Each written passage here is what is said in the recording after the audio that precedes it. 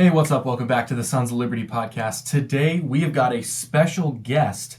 We interviewed Jim Lyons, the former chair of the Massachusetts Republican Party. So me and Hunter, we got to sit down with him for about 40 minutes or so, and I really think you're going to enjoy it. We hit things like election integrity, we talk about the illegal immigration crisis, and we activate and we encourage young people to get involved in their communities, both culturally and politically. So I hope you enjoy Jim Lyons.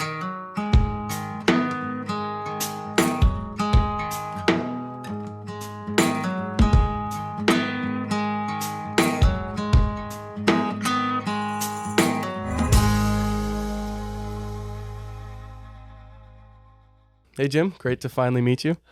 I remember the first time that I became aware of you was back in May of 2023. You hosted Jim Jordan at your barn here in Massachusetts, and I mean it was crazy. There was like pouring rain. How many people you said were there? 500 something? Yeah, there were over 500 people, as you say, in the pouring rain. That's crazy. I remember being there and just seeing like a sea of umbrellas. It was crazy. I was there talking to people in line because I was promoting a Turning Point USA event. So I was handing out flyers and just mingling and talking to people. And just to see that sort of grassroots passion in Massachusetts, it just amazed me. And the line kept going. Everybody had their umbrellas, their raincoats. It was very encouraging to see that. We wanted to have you on just to get your perspective on all of these very hot button issues that are obviously national issues, but they're going on here in New England. And often we're that liberal hellhole that's shoved up into the corner of the country that all the other conservatives just forget about because they're a lost cause. New England's a lost cause. Can you just tell the audience what is your history of public service here in Massachusetts, your career? Can I give people a brief history of who you are and what you've been doing here? Sure, I appreciate that. It was great that was quite a day with Jim Jordan. See all those folks in the pouring rain. I think that is like a microcosm of what I think is out there in Massachusetts. There is an incredible amount of energy at the grassroots level. You know, I was in the legislature for 8 years and served as the party chairman for 4. And one of the things that I found is what you just said. You know, there is incredible energy among people who want to see change in Massachusetts. And that's one of the reasons we bring people like Jordan to Massachusetts, to let them see, you know, what it looks like to see a real conservative that people know. As I mentioned to you guys before we started, we had Ted Cruz up in 2015, and we had 650 people, but it was a beautiful day. I can't imagine how many people we would have had if Jordan was there. And it wasn't raining. And it wasn't raining. Yeah. And you might remember at the end of the event, I made him promise to come back because he brought such lousy weather with him. So he said he would. Yeah, no, I think Massachusetts is ripe for for change. I mean, what we're seeing going on at the national level, we're seeing just on steroids in Massachusetts. Mm-hmm. I mean, this illegal immigration where they're, putting illegal immigrants in hotel rooms, but they're moving out of hotel rooms, people who need to be living there. I got a call the other day from a young woman who told me that she had a friend of hers who was living in a hotel because he needs the money and has a young child and was moved out. And now he's sleeping in a car while illegal immigrants are in a hotel. I mean, if that's not insanity, I don't know what is. But that's what we have in Massachusetts. We have this woke agenda, that doesn't really care about the taxpayers or our citizens, is more concerned about this agenda of bringing illegal immigrants into Massachusetts. We need people like you guys to get involved and stand up and talk about the issues and make sure people realize that that's not the mainstream of Massachusetts. Yeah. The mainstream of Massachusetts are hardworking families that want to take care of their families and take care of themselves, not be, dictated to and told what to do. And I believe that in Massachusetts, particularly in some of these more purple districts, we need to energize people and get them involved in the political process. How did you get involved in politics? You're asking me a question I'm going to have to remember a long time ago. I was my cousin was the youngest person ever elected in America in 1972 at 18 years old, and he got so many of us involved in politics back then. and we all stayed involved in one way or another. He went on to become a selectman. I, ran it at a young age for a couple of offices, state senate a couple times, and then kind of gave it up, ran my business, helped my wife and I, we ran our business together, and then at some point in my later years, when I was 57, decided to run again for state rep, and then served in the legislature for 8 years, and then ran and became the party chair. I'm a small business owner, been in business, since I was 21. We started our company selling flowers on a street corner, 4 carnations for $1, and today we're still in business selling flowers, ice cream, and Christmas trees. And my son started a company selling Christmas trees online, and so we're still in business, and that's the lifeblood of our economy, small businesses, and we really enjoy it. Yeah, well, it's nice to see a politician that is also doing business and not just the business of politics and insider trading. That's that's nice to see that example. Yeah, I think what we're seeing is people getting involved in politics for all the wrong reasons, right? They want to make a career out of it. We see politicians that are around for 30, 40, even 50 years. And I don't think that's good for the process. People get entrenched in there. I think new blood, younger people who want to come in, make a difference, and then go on and do something else. We have to encourage that. We really have to encourage young people to get involved. People who are conservative also, who believe in the fundamental values of our country, who believe in the nuclear family, who believe in freedom, liberty, and personal responsibility, who don't look to government to solve all of our problems. It's like what you young guys are doing here, trying to create something. I mean, that's what makes America great. You being able to go out and do something on your own and not being interfered with by government. And I really, really admire what you guys are trying to do. Yeah, would you be for term limits in terms of, you said career politicians are generally bad for the system. Would you be for something like term limits? When I was younger, I looked at term limits as government telling, putting something in place that wasn't necessary. I totally disagree with that theory now. We need term limits. We need to bring people into politics on a rotating basis, because what we're seeing both nationally and locally in Massachusetts are people that are there forever. I mean, you've got the majority leader, the Speaker of the House has been there for 30 years. Wow. The minority leader in the House has been there for 30 years. I mean, that becomes stale. Yeah. And that's what we're seeing is a real, staleness, and people who just do things to get along. They walk into that building, and it's like an echo chamber. We need younger people to come in and rock the boat a little bit. Yeah. And it's easier to do when people aren't there for 30 years. If they're there for 10 years, you've got this constant turnover. That's what we need. We need it to go back to what our forefathers wanted it to be. Not a lifetime of being elected officials, but a public service where you served and then you went back to your farm. You served and you went back to your business. It has become a real big business, and that needs to change.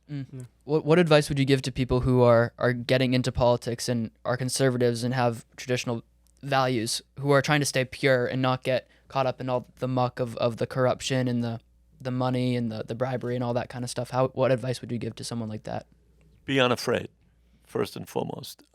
Stand for what you believe in, and don't be afraid to speak out. I think Newt Gingrich really, back when he became the Speaker of the House, and he talked about it in a way of, we have to be happy warriors. That doesn't mean we're not going to have fights sometimes and we're going to have disagreements, but we have to do this for the love of what we believe in, right? And too many people have done it for the money.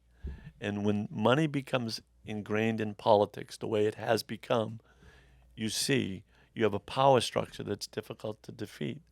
And I believe that what we're seeing across the country and what we just saw in Iowa on Monday is the grassroots, the local moms and pops saying enough is enough.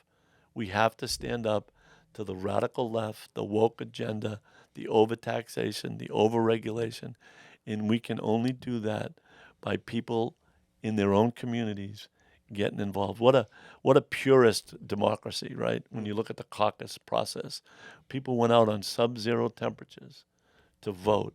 And who did they vote for? They voted for Donald Trump, but more importantly, they voted for the message of America.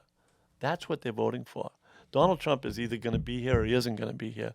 But what we have are a group of strong people who understand that we are in a fight for this country.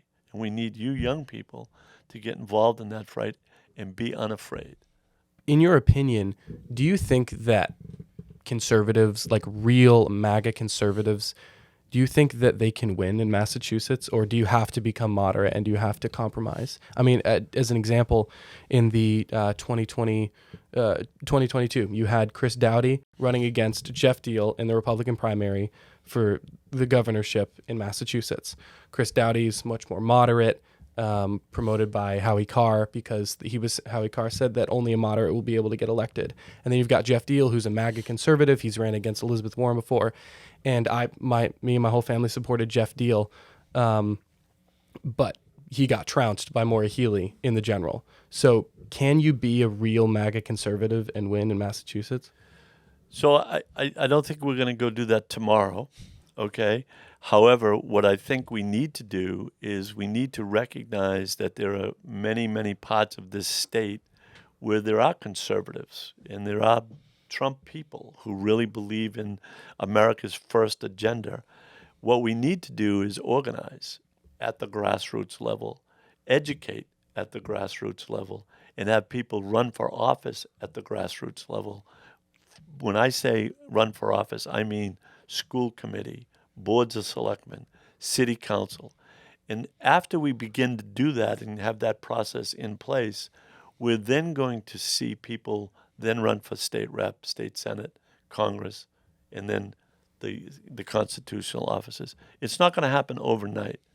But in my opinion, there are more people every day who are concerned about the left radical agenda that they're trying to ram down our throats in our schools, over taxation, overspending. And people have had enough of that. They want to be left alone. And are there communities that we're not going to be successful in? Right now there are.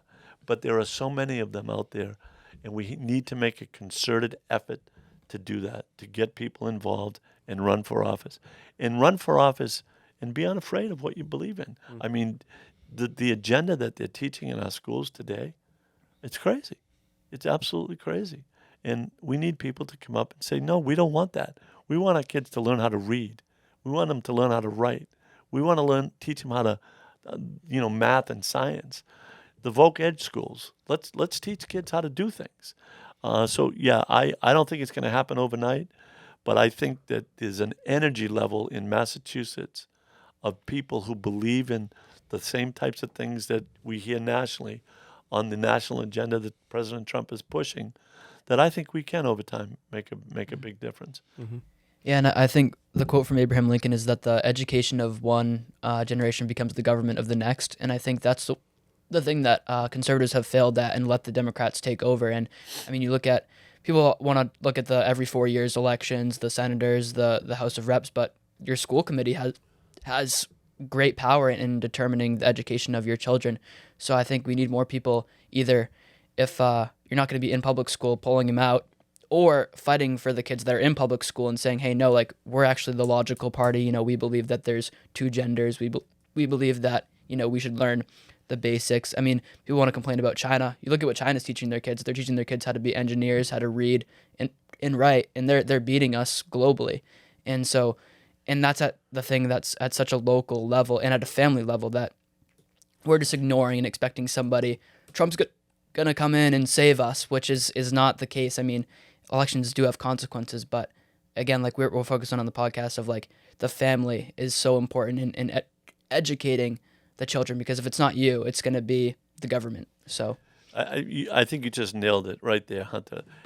We have to look at our front yard first, right? And then we have to look at our community, and we have to get people elected at the local levels who believe in what we believe in. And that's the first step. If we don't do that, we're not going to have any success. So the first step is we have to organize locally. We have to organize in communities who think our way. We've got some data now that shows in 75 state rep districts in Massachusetts, right? They basically vote conservative. However, they're ruled by Democrats. And the reason is because a lot of people have decided that they can't make a difference, so they take a step back. They said, I'm not going to get involved. Well, if you don't get involved, you're seeing the consequences of that. So my message to you folks, you young people particularly, is get involved. Run for office. Running for office, I told you, 18 years old. That was a long time ago, guys. And if you guys start now and you start electing people at the local level, you will have a serious impact in 10 or 15 years down the road. But you have to be smart about it. Hey, there are certain towns, I don't think we're going to change Cambridge tomorrow. No, seriously. There's certain towns that we're just not going to make the impact in. But there are so many of them that we are. Look at the ballot initiatives that we had in 2022. Look at the votes in so many towns where, the driver's license bill, 54, 55, 56, 58% against driver's licenses for illegals. Well, those people fundamentally believe in some of the things that we're talking about here today, but yet their school committees are run by Democrats. What does that tell you? It tells you we have a fundamental problem in Massachusetts that goes back for a couple of generations. We have a Republican Party who basically made the decision that the only way to be successful is to get along with the Democrats. Well, we can't get any worse, right? Yeah. We can't get any worse. So that hasn't worked. So what does work? What works is to go in, and as I've said time and time again, is to have like-minded people talking about the issues that we believe in, talking about the family, talking about the values. This idea that there's 73 genders, it's laughable. Yeah. It's absolutely laughable. But what was once unthinkable, and that's unthinkable, right? Now we can't even question it. How crazy is that? And that's because they want us to sit down, be quiet, be afraid. Don't be afraid. Get up, speak your mind, do it politely, but be forceful about it. There's nothing wrong with that. You see how forceful the other side is. We can't allow that to happen. Right. Yeah. You guys are the ones. This is your country. You're the ones that are going to make the difference. And, you got to look to really get involved and organized. One person can make a huge difference. One becomes two, becomes four, becomes eight. That's how you have to do it. Yeah. I would say one of the biggest issues for the Republican Party, and I'm curious to see what your opinion on this is, but one thing I see is the amount of registered Republicans is dismal in Massachusetts. But the amount of independents is just, there's so many independents in Massachusetts. I believe more than the Democrats. That's right. Okay. Yeah. More independents than either Republicans or Democrats. We have such an opportunity because there is so much apathy in New England that if we can activate the base, we have such an opportunity to achieve a supermajority 20, 30 years down the road. I'm curious, as with your experience of 4 years as the chair of the Mass GOP from 2019 to 2023, what do you believe to be the Republican Party's biggest issue here in Massachusetts? Well, let me address the discrepancy between the Democrats and the Republicans first. I think Massachusetts right now is about 9.5% Republicans. It's probably about 34% Democrats. The rest is all independents, okay? So you've probably got 400,000 Republicans. But do you know how many people in Massachusetts that are independents consider themselves Trump independents? As many as there are Republicans. Wow. That's right. There's 450,000 people in Massachusetts who are independents who consider themselves Trump guys or Trump That's ladies. crazy. Yeah. No, that's what I said when Yeah. I first heard it. It is crazy. Yeah. But what does that tell you? Well, what does it tell me? Having served in the legislature and served as a chairman, what it tells me is that the people who are independents don't look at the Republican Party as an opposition party. They don't look at it as a party that's going to fight for what we believe in. And that's because they haven't. They've been a party that's basically gone along to get along. I just told you, the minority leader's been there for 30 years. 30 years. You have to have turnover. You have to have new leadership. In 1990, we had 55 members of the House and the Senate. By 2010, there were 16. We went from Weld, right? Then we went to Cellucci. Then we went to Romney. Then we went to, Swift, Romney, Baker. And you got to have Republican leadership that stands up and fights. And we haven't had that. And if we put that in place, we take those Trump people, we put them together with the Republicans, and we stand for something, you're going to see change within some of these, particularly these purple to red districts. Yeah. So we need to get the rhinos out of office, basically. So what we need to do is convince the rhinos that we ought to stand for something and not stand for the values of the Democrats, okay? And that's what we've seen. I saw it as a legislator. Every day it was, let's get along with these folks on the Democratic side. There's never been on offense. If you play sports, you go on the field, you don't want to be the only one, you want to be on the field fighting against your opponent. And what I saw was people on the field working with the Democrats for the radical agenda. It's crazy. So I think when you take that Trump number in Massachusetts, that's an amazing number. Yeah. Right? When you say working with the Democrats, do you mean on social issues like abortion, transgenderism, those sorts of things? When you have 50% of the Republican caucus voting to pay for gender-affirming health care, sex reassignment surgery, and protection for abortion providers, 50% of the caucus voted to support that. That's outrageous. Yeah. But that's what we have in the. But the you don't know. You didn't know that. Nope. You're shaking your head. What, are you kidding? That's a fact. But nobody knows it. So, Massachusetts Freedom Fighters. I'm going to give my little organization a plug. My wife and I are going to go out and work with young people, middle-aged people, old people like me, and say, guys, we can make a difference. We have to hold our elected officials accountable. First of all, you have to know what's going on. You have to know what's happening in our schools. So when we do that, it opens people's eyes. So many people have just given up on politics. Donald Trump has reignited people's interest. And like I said, Donald Trump's going to be gone one way or the other in 2028.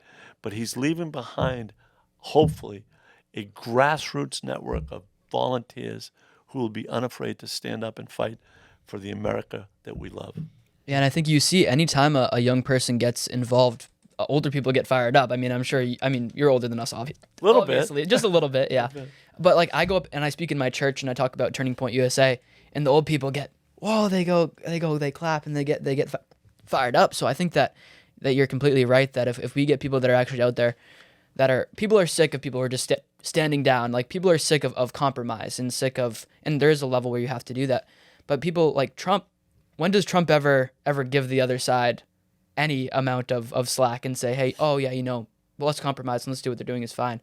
No, like he's a fighter, and that's why people like him. He's the classic New Yorker who's like, no, I love America, and this is my. I'm not going to try to do a New York accent here, but thank goodness.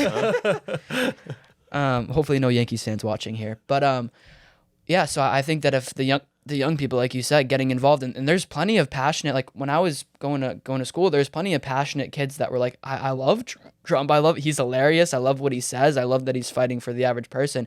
But they'll be like, oh no, like if I say something, I'm going to get, crapped on social media or whatever. And it's like, we just need to we're the logical ones.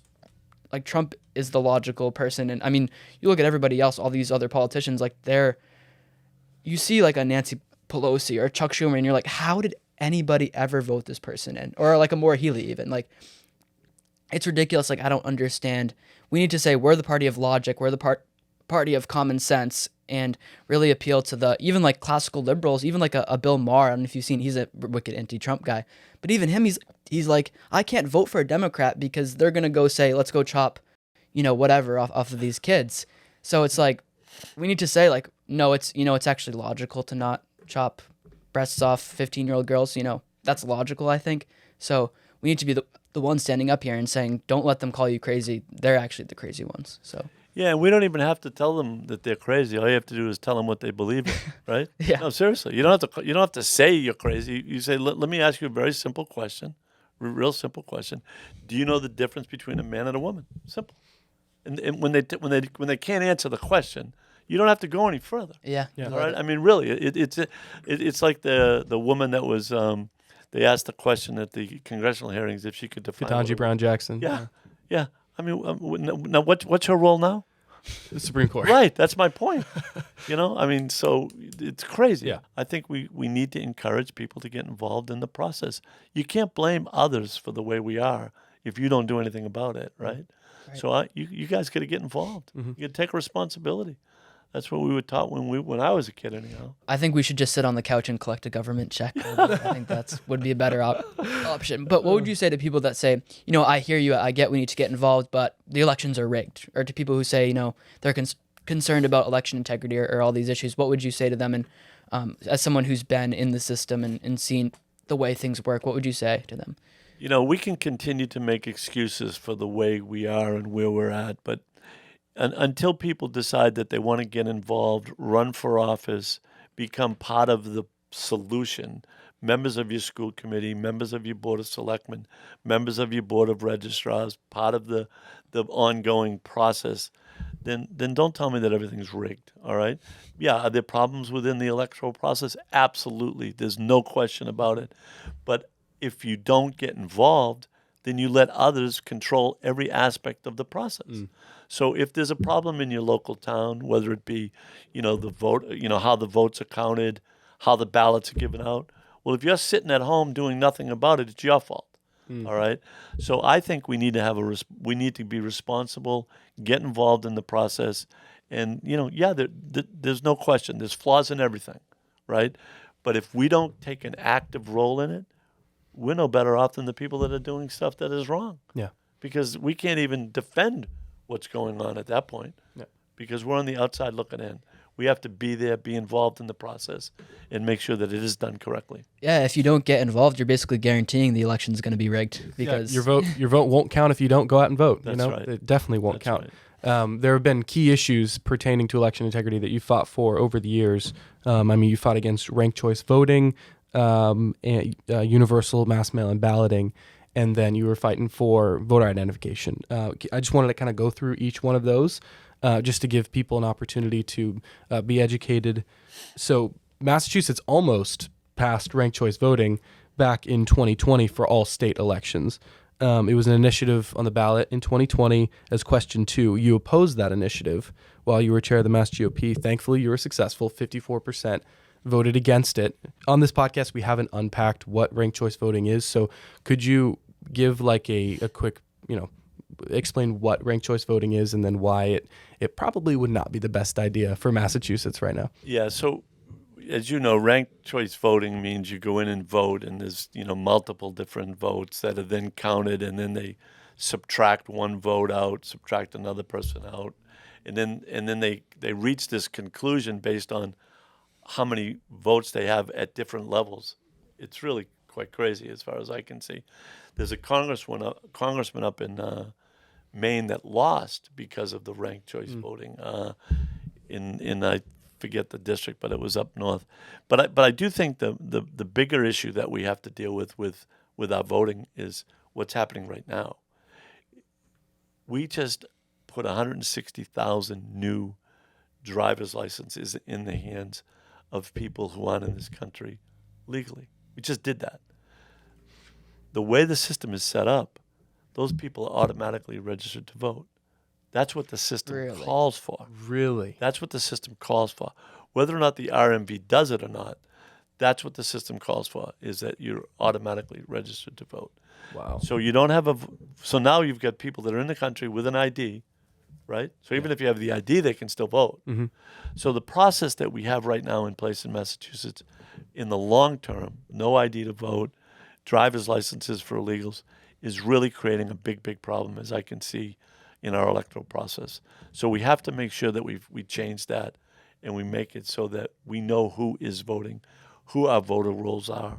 And until we do that, even ranked, I mean, the problem is even bigger than the fact that they wanted to get this ranked choice voting in place, which they spent a lot of money, which, by the way, but it was fortunately defeated. Do you think it'll come back up on the ballot?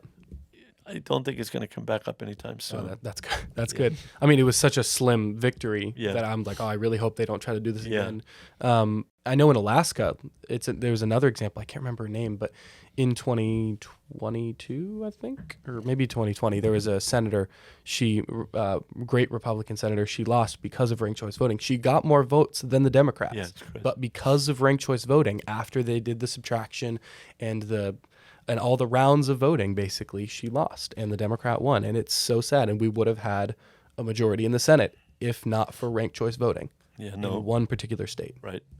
But the real, and I agree with you 100% on that, but I really do think the voter ID and the driver's licenses are real significant problems here in Massachusetts. But yeah, I mean, it's crazy. I mean, correct me if I'm wrong, but I mean, I voted for the first time in my town elections earlier this year, and I walk in and, me thinking common sense, I pull out my ID and I go up to the lady. I'm like, here you go. My name's Sam. And she goes, oh, we don't need that. Right. What's your address? So I tell her my address and my name, and she's like, okay, here you go. Hands me a ballot. I'm like, this is crazy. Yeah. Like I could walk into the Hunter lives in Plymouth. I live in Sandwich, but I could walk into Hunter's precinct and I could say, hi, my name's Hunter Young, tell him his address, and I could vote for Hunter. Like that's the way it's set up. Right. Like that's crazy. Right. And then I mean, to add in all of these illegal aliens with the now we've got this housing crisis on our hands. Maura Healey's trying to be as generous as possible, or some twisted form of charity that is totally foreign to any form of common sense. But can you talk a little bit more about the voter ID and how that plays into us essentially losing our elections? Well, you just nailed it. You can go into any ballot, any voting location, tell them who you are, and they'll give you a ballot. Yeah.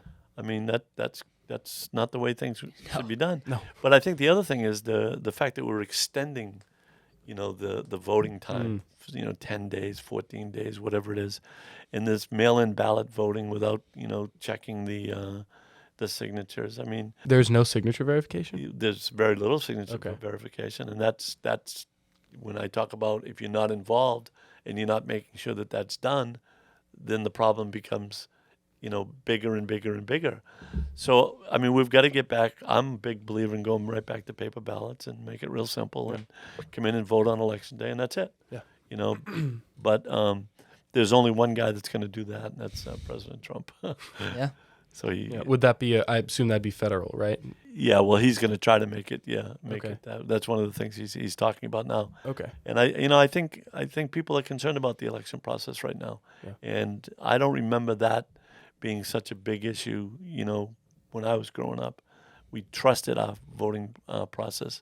Right now, with all this mail-in ballot voting and lack of identification and all the type of problems that we're seeing nationally, we've got to tighten up the electoral process. Yeah, I mean, back in 2020, I was homeschooled my entire life, so I actually wrote a research paper on why I thought the 2020 election was stolen, and I remember doing a ton of research into mail-in votes, and there's kind of a lot of, I don't know, it was postured as if you thought during 2020, if you believed that there were issues with the mail-in voting system during the 2020 election, you were postured by the mainstream media as a conspiracy theorist, an election denier, and even still, kind of not as much. But can you kind of cut through the noise on the both Republican and Democrat side? What exactly is wrong? I mean, you brought up signature verification, but what exactly is the issue with universal mass mail-in balloting? Is it okay in any amount, or should it just be completely taken? Well, we had absentee ballots forever.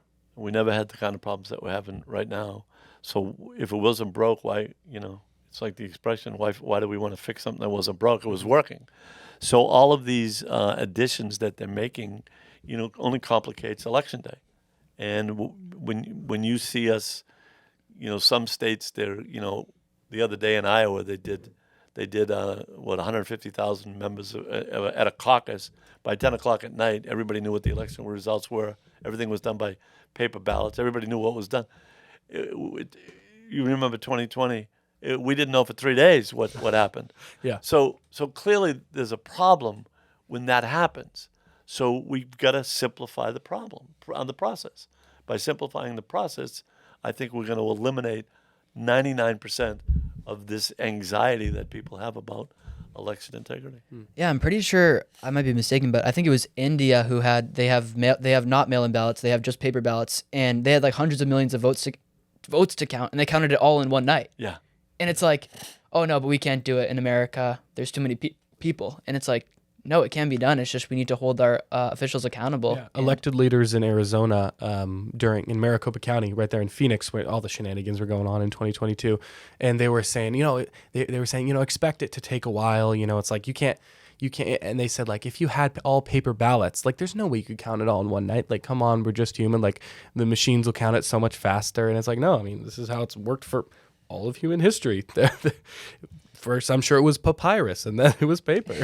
I don't remember the problems back when my cousin was elected 49 years ago. So the problems have only become more and more larger and larger as we've expanded the ways that people can vote. They're making it more complicated, and I think it opens itself up to what we're seeing, all kinds of problems.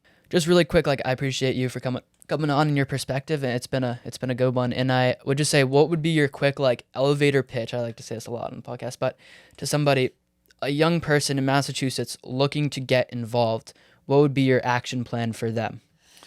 So I think the very first thing you want to do is get involved in a campaign. Get involved, whether it be a school committee race, a state committee race, a board of selectmen race, a state rep race. Get involved. Find out what it takes to run at a local level, because as all politics is local, it all starts at the local level. Get involved. Find someone that you like, and if it's you that you want to run, get involved at the local level. When you do that, you begin to understand the process. Politics isn't rocket science. It's one-on-one. It's talking to your friends and neighbors. That's how you do it, whether you start at the town meeting level, a board of selectmen level, school committee level. Start locally, learn the process, and never, ever be afraid of what you believe in. Stand up, be respectful, but do never, ever be afraid of what you think is right. Awesome. Thank you, Jim Lyons. I really appreciate this. We just want to let everybody know that you can follow us anywhere on social media, the Sons of Liberty podcast. Real quick, do you want to plug anything, your social media, your Twitter? I know you brought up you just started an organization. I'll share it with you once we kick it off, which is Bernadette and I have formed an organization called the Massachusetts Freedom Fighters for exactly the reason that question you just asked, to encourage young people to get involved in the electoral process, because the future belongs to those who plan for it, and you guys are the future. Awesome. Thank you. Thank you guys for watching. My name is Hunter Young. My name is Sam Mealy, and we are the Sons of Liberty.